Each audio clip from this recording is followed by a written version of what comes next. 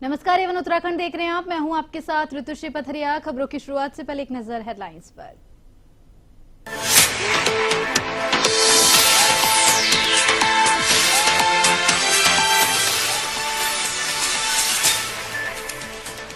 अतिक्रमण और अवैध मदरसों पर ताबड़तोड़ एक्शन। सीएम धामी बोले जारी रहेगी कार्रवाई।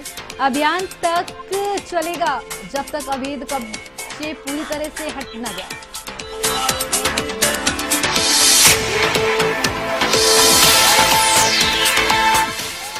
भाजपा विधायक राजकुमार पौड़ी के बयान पर विवाद। कांग्रेस प्रदेश महामंत्री ने बोला हमला। बोले विधायक की टिप्पणी स्वतंत्रता संग्राम सेनानियों का अपमान।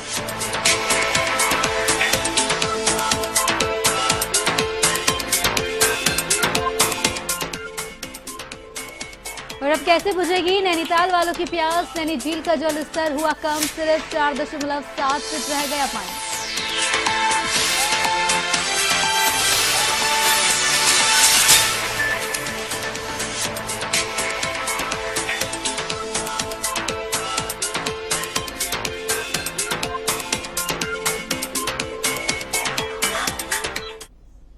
बुलेटिन में खबरें विस्तार से। सुरक्षित दवा सुरक्षित जीवन के तहत जिला विधिक सेवा प्राधिकरण के तत्वाधान में पौड़ी शहर के मेडिकल स्टोरों में सघन चेकिंग अभियान चलाया गया, जिसमें जिला विधिक सेवा प्राधिकरण के सचिव के नेतृत्व में खाद्य पूर्ति विभाग और स्वास्थ्य विभाग की संयुक्त टीम की ओर से चेकिंग अभियान चलाया गया, जिसमें पौड़ी मुख्य बाजार में 1 दर्जन से अधिक दवा की दुकानों का निरीक्षण कर उन्हें आवश्यक दिशा निर्देश दिए गए।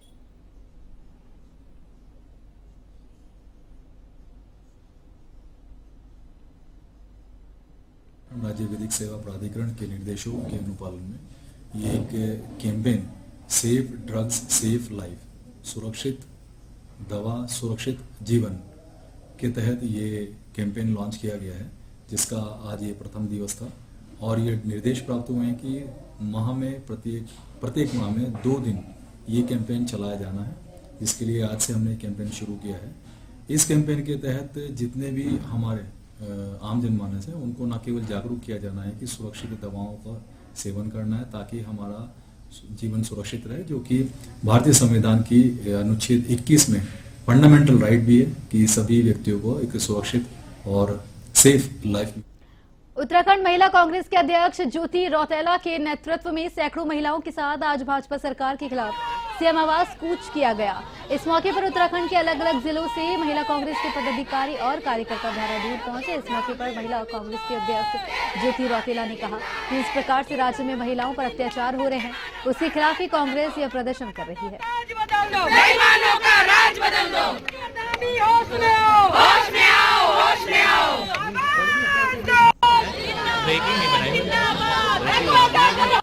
जिस तरीके से प्रदेश में महिलाओं के प्रति अपराध बढ़ रहे हैं, और अगर मैं एनसीआरबी के डेटा की बात करूं तो 9 हिमालयी राज्यों में उत्तराखंड प्रथम स्थान पर है, जहां पर महिलाओं का रेप से लेकर के मॉलेस्टेशन के जो केसेस है वो बढ़ रहे हैं। आपके समक्ष अंकिता भंडारी का एक ऐसा कृत्य सामने आया था जिसने देवभूमि की साख को पूरे विश्व में शर्मसार करने का कार्य किया था। आज अंकिता भंडारी की माँ हर दिन वीडियो जारी करके वीआईपी का नाम उजागर कर रही है, लेकिन धामी सरकार अपने कानों में रुई डाल के बैठी हुई है। एक मैसेज है इस प्रदेश के लोगों के द्वारा कि सरकार 8 साल हो गए आपको सत्ता में, अब तो जाग जाइए, कुंभकर्ण नींद मत सोइए। इस प्रदेश के लोगों के जो मुद्दे हैं उन पर काम करना शुरू करिए। युवाओं के पास रोजगार नहीं है, स्वास्थ्य सुविधाएं नहीं है, महंगाई लगातार बढ़ रही है, और जो सरकार है वो कुंभकर्ण नींद 8 साल में सो रही है। वो बेमिसाल 3 साल बेमिसाल का नारा दे रही है, लेकिन जो इस प्रदेश के लोग हैं वो बेहाल है, उनके पास रोजगार नहीं है। हल्द्वानी के मुखानी थाना क्षेत्र में कालाडूंगी रोड पर कमलू व गांजा के पास भीषण सड़क हादसा हुआ, जहां ट्रक ने बाइक सवार व्यक्ति और उसके मासूम बेटे समेत एक अन्य बच्चे को टक्कर मार दी। हादसे की सूचना मिलते ही मौके पर पुलिस पहुंची। पुलिस ने तीनों घायलों को अस्पताल पहुंचाया, जहां डॉक्टरों ने तीनों को जांच के बाद मृत घोषित कर दिया। वहीं ट्रक चालक को हिरासत में ले लिया गया है। इधर देर शाम एक और हादसा हो गया, जिसमें बाइक सवार की मौके पर ही मौत हो गई।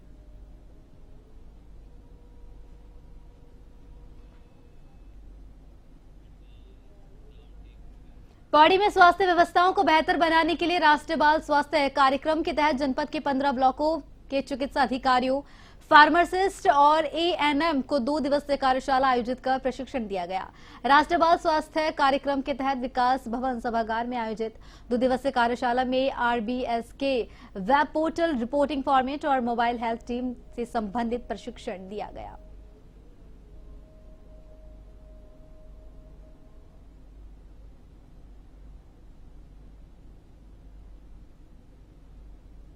हम राष्ट्रीय बाल स्वास्थ्य कार्यक्रम के अंतर्गत हमने 2 दिन की वर्कशॉप शुरू करी थी कल से। आज उसका समापन होने जा रहा है। तो हमारे जो राष्ट्रीय बाल स्वास्थ्य कार्यक्रम है, जिसमें 4 Ds में ये लोग काम करते हैं, स्कूलों में जाते हैं और कंजेनिटल डिफेक्ट्स हो गया, ये बच्चों में किसी भी तरीके की कोई जन्मजात बीमारियां होती हैं, उसको स्कूल में आंगनवाड़ियों में जाके डिटेक्ट करते हैं और उसके बाद इनको रिफ़र किया जाता है सेकेंडरी और टर्शरी सेंटर्स में, जहाँ पे इनका इलाज होता है बच्चों का। तो और अब इसमें ट्रेनिंग ये थी कि हमारी जो आरबीएस के में जो पोर्टल एक लॉन्च हुआ था हमारा, तो उसकी ट्रेनिंग हम इसमें कर रहे हैं, क्योंकि इसमें हमारे जो प्रतिभाग कर रहे हैं मेडिकल ऑफिसर्स हैं, इसमें लेडी मेडिकल ऑफिसर्स हैं, फार्मासिस्ट और एएनएम्स हैं, ताकि पोर्टल को में डे टू डे की यहाँ पे इसमें जानकारी दी जाए। सर, हमारा यहाँ पे 2 दिवसीय प्रशिक्षण था। राष्ट्रीय बाल स्वास्थ्य कार्यक्रम की जो टीमें हैं 15 ब्लॉकों में, तो सभी टीमें यहाँ पे उपस्थित हैं, जिनमें चिकित्सा अधिकारी, फार्मासिस्ट और एएनएम हैं। तो यहाँ पे जो कार्यक्रम के तहत जो वेब पोर्टल है, उसमें जानकारी कैसे फीड करनी है, कैसे जो विजिट कर रहे हैं, कैसे स्क्रीनिंग कर रहे हैं, वो सारी चीज़ें उसमें फीड होती हैं। जिस डेटा का उपयोग कोई भी कर सकता है, शीट को डाउनलोड करके और उसको उपयोग में ला सकता है। तो बेहतर तरीके से रिपोर्टिंग कैसे करें, उसके लिए हमने ये ट्रेनिंग रखी हुई थी और काफ़ी सक्सेस ये रही है। सभी पार्टिसिपेंट्स सारे ब्लॉकों से उपस्थित रहे हैं। कांग्रेस प्रदेश भर में मेरा वोट मेरा अधिकार अभियान चला रही है। पार्टी का यह अभियान 3 महीने तक चलेगा। पार्टी के प्रदेश प्रवक्ता पंकज छेत्री ने बताया कि ये षड्यंत्र के तहत भारतीय जनता पार्टी मताधिकार को छीनने का काम कर रही है, जिसके लिए पार्टी ने मेरा वोट मेरा अधिकार अभियान शुरू किया है। उन्होंने कहा कि महाराष्ट्र के विधानसभा चुनाव में देखने को मिला कि कांग्रेस गठबंधन की हार हुई है। कांग्रेस के इस हार से देश में सबको हैरानी हुई।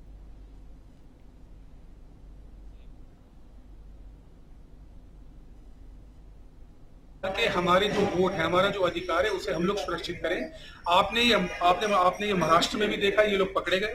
आपने ये चीज हरियाणा में देखी, ये लोग पकड़े गए। ये चीज आपने दिल्ली के चुनाव में देखी। हमारा ये लक्ष्य ये है कि हमारा वोट है, उस हम अपने या वोट को सुरक्षित या रखें और एक व्यक्ति एक ही या जगह आपका यह वोट नाम काट रहे हैं और अपने लोगों के नाम आपके रह रहे हैं, तो इसका मतलब आपने जो चुनाव परिणाम है उसको प्रभावित किया है।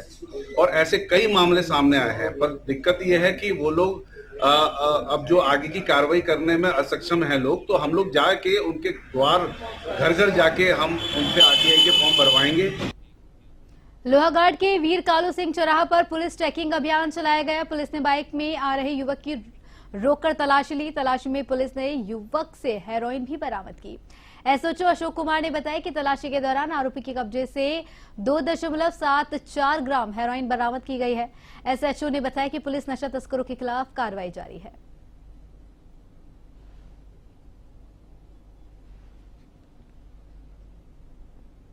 हम चेकिंग कर रहे थे। अभी मोटरसाइकिल, हम पर डे मोटरसाइकिलों की चेकिंग करते हैं, संदिग्ध वाहनों की और बाइकर्स की। तो एक बाइकर जो है अभिषेक कोहली बहुत तेजी से भाग रहा था। फिर जैसे हमने एकदम सडनली उसे रोका, नहीं रोका तो बिल्कुल सामने आकर हमें रोकना पड़ा उसे अचानक। फिर उससे फिर सडनली चेक किया तो उसके पास जो है 2.74 ग्राम जो है स्मैक मिली। तो सर आप कार्रवाई उसके विरुद्ध कार्रवाई हो रही है और एफआईआर दर्ज की जाएगी। अभी से पूछताछ की जाएगी कहाँ से ला रहे हैं, किसे देने। भारतीय जनता पार्टी के पौड़ी विधायक राजकुमार पौड़ी के बयान पर प्रदेश कांग्रेस ने विरोध जताया। प्रदेश महामंत्री नवीन जोशी ने कड़ी प्रतिक्रिया देते हुए कहा कि यदि भाजपा के नेता आजादी के समय होते तो उन्हें स्वतंत्रता का मूल्य समझ में आता। उनके नेता देश की आजादी के महत्व को नहीं समझते, तभी वे अंग्रेजों के शासन को विकास का आधार मानते हैं। यह बयान उन वीर शहीदों के त्याग और बलिदान का अपमान है।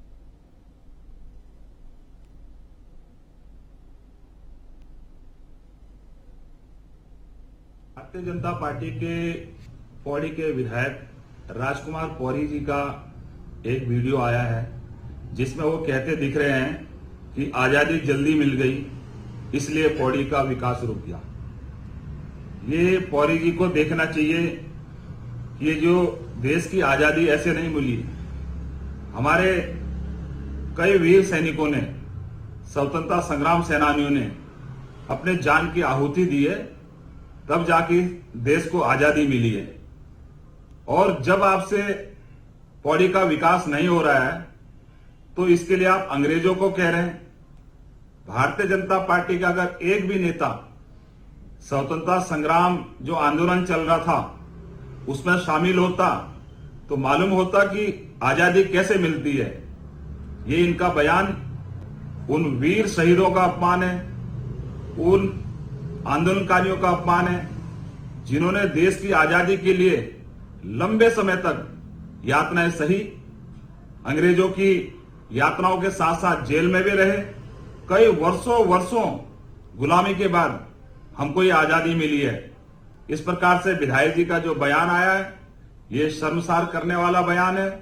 इसके लिए उनको पूरे देश की जनता से माफी मांगनी चाहिए और भारतीय जनता पार्टी के नेताओं को इतना भी नहीं मालूम कि आप किस बारे में बात कर रहे हैं। आपका ये जो बयान है ये पूरे देश का अपमान है। इसके लिए इनको पूरे देश की जनता से माफी मांग। त्रिस्तरीय पंचायत चुनाव की कार्यवाही जहां शासन स्तर पर चल रही है तो वहीं राज्य निर्वाचन आयोग ने भी अपनी तैयारियां शुरू कर दी है। राज्य निर्वाचन इन दिनों ग्राम पंचायतों की खुली बैठक में वोटर लिस्ट का प्रदर्शन कर रहे हैं, जिसमें नाम हटवाने और चढ़ाने को लेकर अभियान चलाया जा रहा है। राज्य निर्वाचन आयोग के सचिव राहुल कुमार गोयल ने बताया कि यह अभियान 22 मार्च तक जारी रहेगा।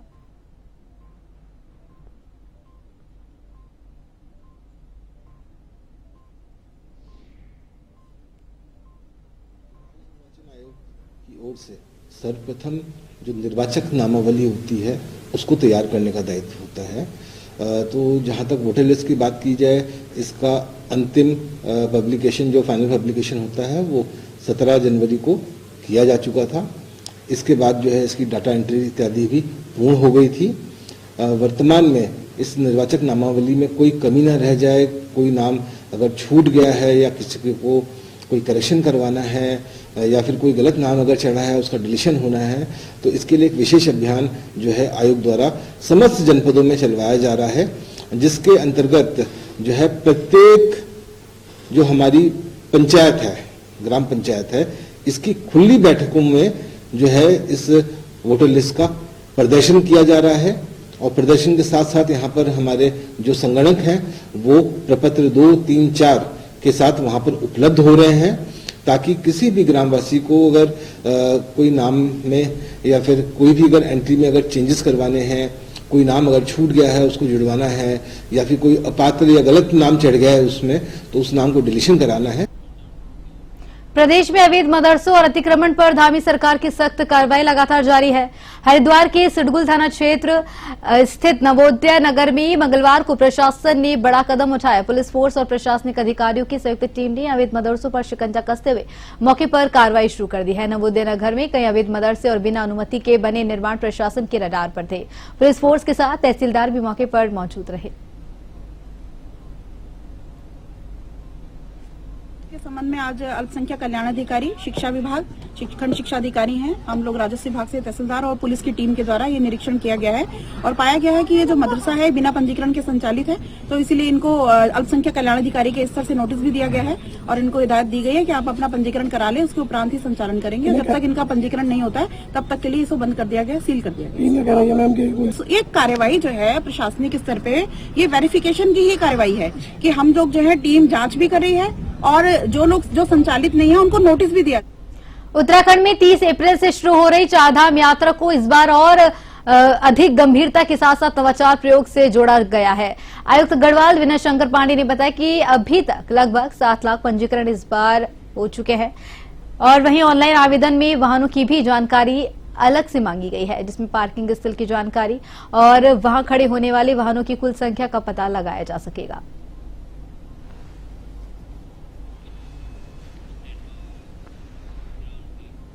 धामी सरकार के 3 वर्ष पूरे होने के मौके पर स्वच्छ संरक्षण अभियान के तहत बोराड़ी में कूड़े के सोर्स सेग्रीगेशन के लिए वार्ड संख्या 7 से वृहद स्वच्छता अभियान चलाया गया। स्वच्छता अभियान नगर पालिका परिषद नई टिहरी के तत्वाधान में चलाया गया। इस मौके पर जिलाधिकारी मयूर दीक्षित, अध्यक्ष नगर पालिका परिषद टिहरी मोहन रावत, संस्थापक प्रज्ञा फाउंडेशन प्रज्ञा दीक्षित की ओर से डोर टू डोर कूड़ा कलेक्शन के दौरान लोगों को जागरूक भी किया गया।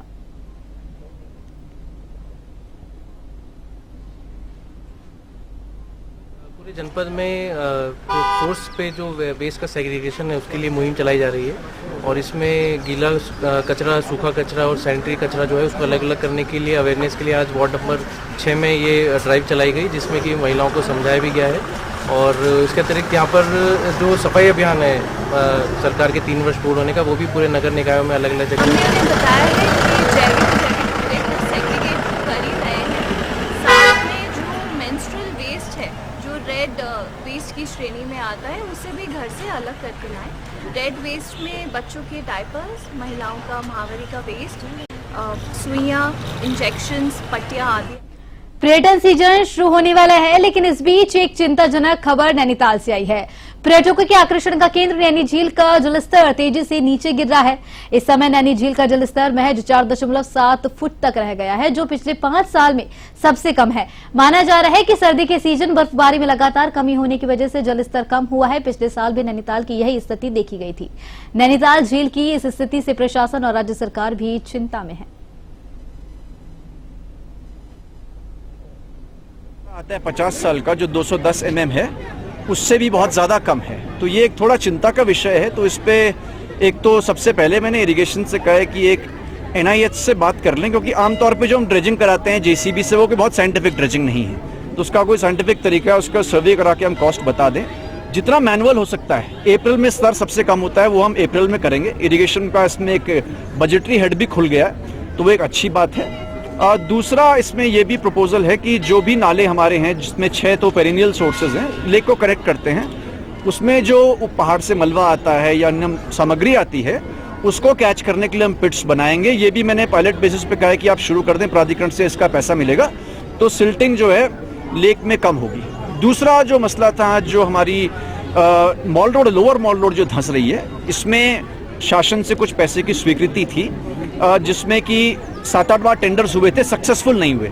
अब ये फाइनली सक्सेसफुल हुए हैं और इसमें आप सेल्फ ड्रिलिंग एंकर्स लगाएंगे लोअर मॉल रोड पे। फिलहाल 40 मीटर में लगाएंगे और ये सक्सेसफुल होता है तो बाकी जिस एरिया में धंसाव है उसमें भी उसको लगाया जाएगा। तो खबरों में फिलहाल के लिए इतना ही। मुझे दीजिए इजाजत।